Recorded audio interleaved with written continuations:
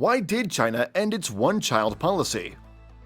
For a good 36 years, Chinese couples were forbidden from having a second child. In fact, couples could be heavily fined and lose some privileges in those days for having two children. But gone are those days. China no longer pressurizes couples, especially women, to have abortions. It's not difficult to understand why China adopted that controversial policy. Before 1979, there were fears that the country's exploding population would slow economic growth. But now, why did China end its one-child policy? To answer the question, consider the situation back then. In the late 60s, there were serious concerns about the Chinese growing population as the most populous country in the world. To control the growth, the government instituted a two-child policy in 1970.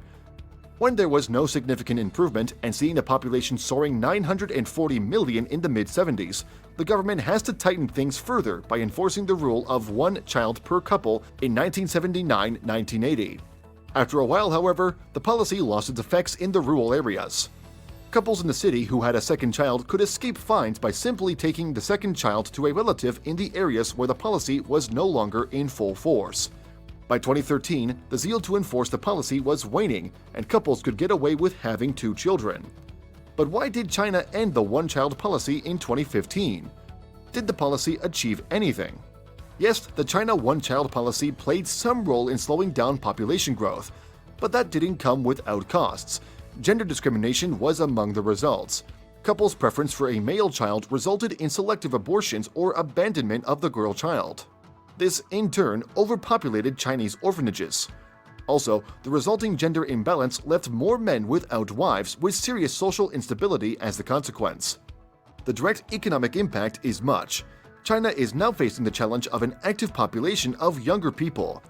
Professor Hyung Bang-shin of the London School of Economics said, "China is an aging country with a long life expectancy. It is quite clear that the younger generation will bear a greater burden in the coming years." Meanwhile, as more and more people are moving to Chinese cities where the one-child policy was strictly enforced, there's a lot of pressure on the government to provide welfare. How to care for the aging parents and aged grandparents is another dilemma for the Chinese government. The Communist Party of China could not continue to allow the situation to continue uncontrolled. It had to relax the rule. Yet this doesn't mean couples can have as many children as they want. The country simply reverted to a two-child policy. Nevertheless, the policy change has come too late. The havoc has been done both physically and mentally.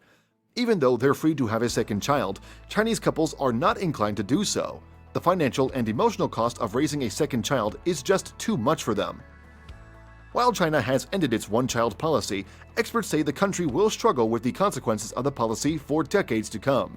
What do you think about the policy and its effect? Please let us know in the comment section below.